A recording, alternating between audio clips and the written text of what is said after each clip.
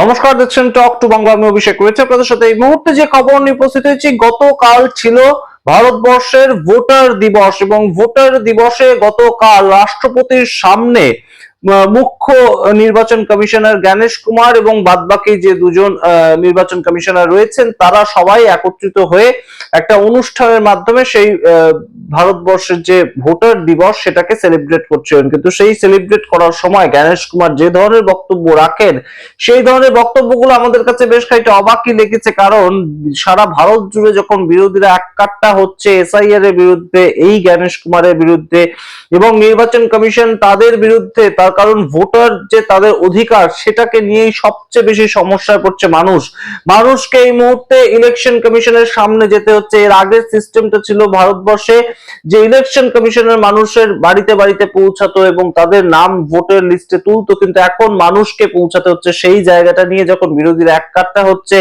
SIR প্রক্রিয়ার বিরোধিতা করছে, সেই সময় জ্ঞানেশ কুমার অত্যন্ত উৎফুল্লতার সঙ্গে তিনি 16তম ভোটার দিবস সেটা পালন করলেন। ভারতবর্ষ গণতান্ত্রিক দেশ এবং মানুষের গণতন্ত্রের মূল যে ভিত্তিটা সেটাই হচ্ছে ভোটদান পর্ব, এবং সেখানেই এই মুহূর্তে যে একদম কথাটা উঠে এসেছে, মমতা বন্দ্যোপাধ্যায় এবং রাহুল গান্ধী দুজনের পক্ষ থেকে একদম প্রতিরোধ করা হয়েছে। মুখ্যমন্ত্রী মমতা বন্দ্যোপাধ্যায় এই যে সামগ্রিক ঘটনা, এটাকে একটা প্রহসন ছাড়া আর কিছুই বলেননি। তিনি বলেছেন এই যে আজকে নির্বাচন কমিশনার জ্ঞানেশ কুমার তিনি এত বড় বড় কথা বলছেন, এটা সম্পূর্ণ প্রহসন। অন্যদিকে এসআইআর যেখানে হচ্ছে, সেই এসআইআর এ আমরা দেখতে পাচ্ছি 90-80 বছরের মানুষজনকে লাইনে গিয়ে দাঁড়াতে হচ্ছে তাদের ভোটটা যাতে কাটা না যায় সেই জন্য। এবং অন্যদিকে জ্ঞানেশ কুমার এত বড় বড় কথা বলছেন, বিএলওদেরকে আত্মহত্যা করা হচ্ছে, অথচ জ্ঞানেশ কুমার এত বড় বড় কথা বলছেন। কি বললেন মুখ্যমন্ত্রী মমতা বন্দ্যোপাধ্যায়, ঝাঁঝালো বক্তব্য তার, শোনাবো। তার আগে অবশ্যই টক টু বাংলা ইউটিউব চ্যানেলটিকে সাবস্ক্রাইব করে দিন এবং অবশ্যই ইউটিউব চ্যানেলটি শেয়ার করুন আপনাদের বিভিন্ন সার্কিট মহলে। তার কারণ আমাদের অন্য কোনো অ্যাকচুয়ালি সংস্থান নেই, তো আপনারা সাবস্ক্রাইব করলে আমাদের ইউটিউব চ্যানেল আরো ছড়িয়ে পড়বে। তাই জন্য যারা ভিডিও দেখছেন প্রত্যেকেই সাবস্ক্রাইব বাটনটা প্লিজ ক্লিক করবেন।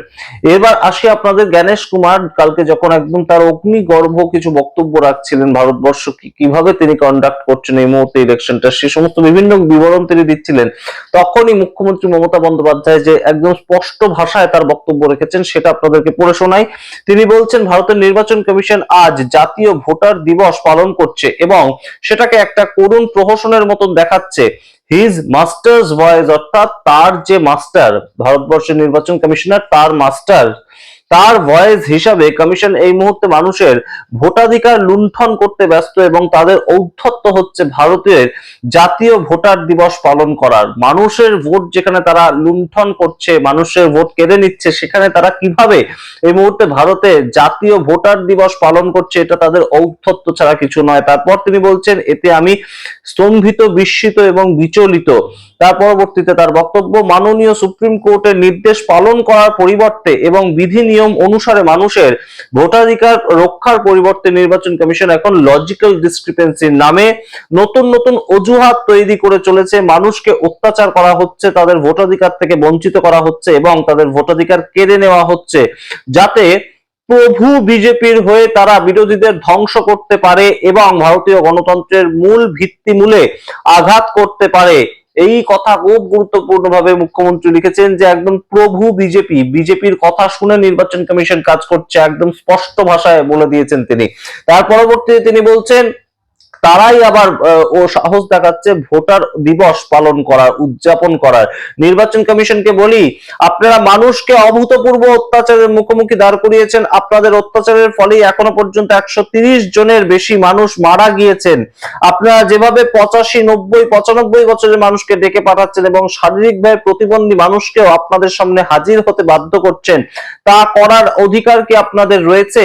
তার সঙ্গে তিনি বলছেন এই বেআইনি চাপ ও নিগ্রহের ফলে আত্মহত্যা এবং মৃত্যুর সংখ্যা বাড়ছে এবং আপনারা এটা করছেন আপনাদের রাজনৈতিক প্রভুর নির্দেশে ও স্বার্থে। একদম সরাসরি বিজেপিকে কটাক্ষ করছেন মুখ্যমন্ত্রী মমতা বন্দ্যোপাধ্যায় এবং সেটার মাধ্যম হিসেবে এই নির্বাচন কমিশনার তাকে বেছে নিয়েছেন। এবং তারপর তিনি শেষ করছেন, এটাকে আপনারা নাগরিকদের জন্য এনআরসি প্রক্রিয়া বানিয়ে তুলেছেন এবং সংখ্যালঘু সম্প্রদায়, তপশিলি সম্প্রদায় এবং জনজাতি, বিভিন্ন জনজাতির মানুষের জন্য এটা বিশেষ পীড়ার কারণ হয়েছে। নির্বাচন হলো গণতন্ত্রের উৎসব, কিন্তু আপনাদের পক্ষপাত দুষ্ট আচরণ এবং একতরফা বেআইনি কাণ্ড কারখানা, মাইক্রো অবজারভার প্রভৃতিদের দলে দলে পাঠিয়ে সেই নিগ্রহ বৃদ্ধি এবং মানুষকে দলে দলে মৃত্যুর মুখে ঠেলে দেওয়া পরিণতিতে আমাদের গণতন্ত্রকে ধ্বংস করেছে। ভোটার দিবস পালনের কোনো অধিকার আপনাদের আজ নেই। একদম স্পষ্ট ভাষায় স্বচ্ছভাবে তিনি বলে দিয়েছেন যে কি কি ঘটনাগুলো ঘটছে এবং এসআইআর এর নামে কিভাবে এখনো পর্যন্ত 130 জন মানুষ মারা গিয়েছেন, সেটা বিএলও হতে পারে, সাধারণ মানুষ হতে পারে, এবং বিভিন্ন ভাবে এই এসআইআর এর নোটিশ পেয়েই তারা একদম হয় আত্মহত্যার পথ বেছে নিচ্ছেন সাধারণ মানুষ, যাদের কাছে হয়তো কাগজের সমস্যা রয়েছে, কিংবা তাদের হার্ট অ্যাটাক পর্যন্ত হচ্ছে। এই ধরনের ঘটনা উঠে এসেছে এবং সেখান থেকেই এই মুহূর্তে মুখ্যমন্ত্রীর এই প্রতিরোধ অবশ্যই জাতীয় ভোটার দিবসে একটা অন্যরকম ছবি প্রতিষ্ঠা করেছে, যেটা নিয়ে কিন্তু ইতিমধ্যেই বেশ খানিকটা আলোচনা শুরু হয়ে গিয়েছে। এবং সেখান থেকেই আরেকজন বিরোধী দলনেতা, লোকসভার বিরোধী দলনেতা রাহুল গান্ধী, তার কি বক্তব্য, তিনি বলছেন জাতীয় ভোটার দিবসে সকল ভোটারদের শুভেচ্ছা, ভোটের শক্তি চিনে নিন, একজন ব্যক্তি একটি ভোট রক্ষার জন্য, গণতন্ত্র ও সংবিধান রক্ষার জন্য। খুব গুরুত্বপূর্ণ বক্তব্য তার, একদম তিনি ওপর ওপর লিখেছেন কিন্তু বুঝিয়ে দিয়েছেন যা বলার। একজন ব্যক্তি একটি ভোট এবং একটা গণতন্ত্র রক্ষার জন্য, সংবিধান রক্ষার জন্য, তার অধিকার ও অধিকারের জন্য। এবং তার সঙ্গে তিনি লিখছেন এটি আপনার সবচেয়ে বড় এবং শক্তিশালী অস্ত্র।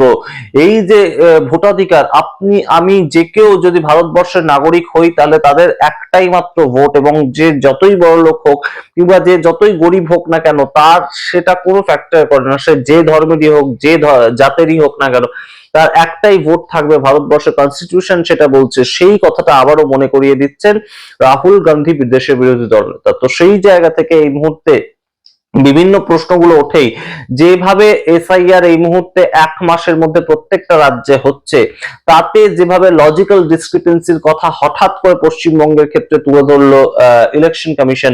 এর আগে কিন্তু লজিক্যাল ডিসক্রিপেন্সির কথা আমরা শুনিনি, এর আগে কিন্তু বিহারের ক্ষেত্রে সেই ধরনের কথাটা আমরা শুনিনি। অলরেডি পশ্চিমবঙ্গের ক্ষেত্রে যাদের ভোটার লিস্টে নাম নেই, যাদের বাড়ির কারোর লোকের নাম নেই 2002 সালের ভোটার লিস্টে, সেই অনুযায়ী 58 লক্ষ লোকের নাম কিন্তু আলাদাভাবে করে দেওয়া হয়েছে।